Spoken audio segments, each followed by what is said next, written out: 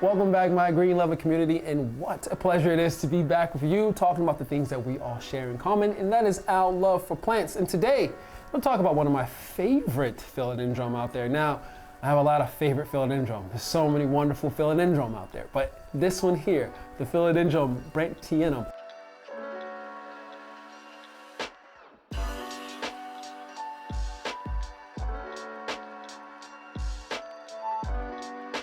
When you see one of these beauties, obviously they're going to be identified by their nice silvery, frosty fronts. When it comes to light, for this plant, you want to make sure that you find a nice indirect spot in your home or medium light. Never place it in direct sun. Direct sun will come in, hit that foliage, and burn it, crisp it.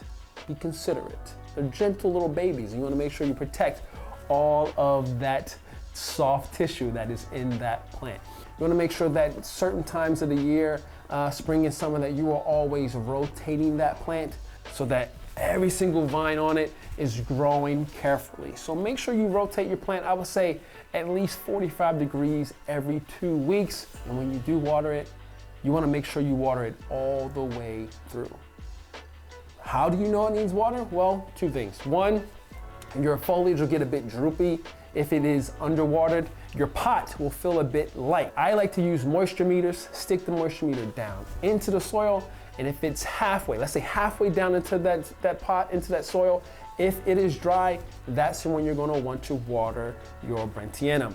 Now, in this case here, I still have mine in its nursery pot, as you can see. And in this nursery pot, it's gonna stay a bit moist a bit longer because it's in that plastic grow pot right there. Now, this plant is a very special plant to me. I don't know if it's special to you, but it's not a cheap plant. So I will say situations like this. I like to take my Baltimore water, my tap water, and I will sit it out overnight. So all of the things, all of the bad impurities in that water can dissipate.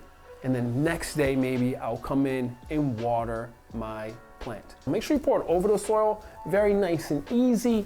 And be patient. Don't just dump the water over your soil, because it is easier to overwater a plant than it is to underwater a plant. All philodendron are susceptible to being overwatered. A lot of these plants are. You want to be careful with that. You'll see it in the foliage. You'll see that somewhere in here, that foliage will start to fade a bit. It'll turn a bit light green, and then it'll turn fully yellow. If a plant is being underwatered, that leaf might get a little crispy on the edge. It might curl up a bit, wilt a bit, but when you see that, that is a sign that you should water it right away, and more than likely, that plant will bounce back. The foliage, as it is very delicate, can get beat up pretty easily if it's in high traffic areas of your home. So just make sure that where you are placing them isn't gonna get hit by your dog's tail, brushed against. That stuff, very important. So when it comes to feeding the Brandtianum, you want to make sure that you are feeding them during spring and summer. That is when most of your plants are actively growing, excited, ready to be fed. You want to make sure you're feeding them with a liquid fertilizer. You're not following exactly what they say on the instructions. I like to make sure that either do half or a quarter of what they suggest, and you want to make sure that you water them at least every month. Once a month through spring and summer. After about 3 months to 6 months of having that plant, I would say that's when you're gonna wanna start replenishing the nutrients that have been lost through watering. Propagating your philodendron here isn't going to be too difficult. What you wanna do is you wanna locate your nodes that are along the vines of the plant. Once you locate that node, that active node there, you're gonna just take a nice sharp pair of shears. You're gonna find a little area below the node. You're gonna make a nice sharp cut below that node, and you're gonna take that cutting, place it into your vessel. Over time, those nodes will start to develop roots. Once those roots are about 4 to 6 inches, I always like to say that's the perfect time to then take that cutting out of water and then place it into a new pot. Now we're talking about the soil for this plant. You want to make sure that it is a well aerated, well draining soil. A lot of these types of plants, your philodendrons, you're going to be mixing up with a lot of vermiculite. You might use perlite. You're going to use a mix that has moss in it, something that is going to help pull that moisture away, and you're gonna place them in a pot that can help that as well. Most clay pots are perfect for all philodendron.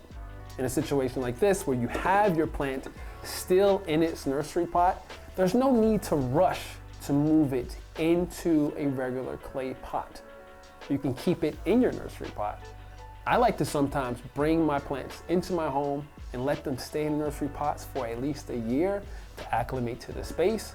And then the signs for when it's time to repot that plant, or when you're gonna see those roots rush their way out of those drainage holes. And if it's root bound, you'll know and you'll see it. We're talking about bringing life into our homes. We're talking about care, proper care.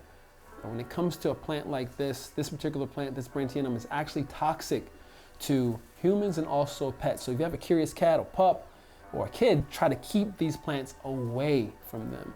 So in our home, we like to keep them higher on shelves. So hopefully all these tips help you care for your Philodendron Brandtianum. It is going to be something that you're going to love when you bring it into your home. Make sure if you have any other questions that you leave those in the comments, and make sure you subscribe. Hope you guys have a great one. And like I love to say, stay wild and stay safe.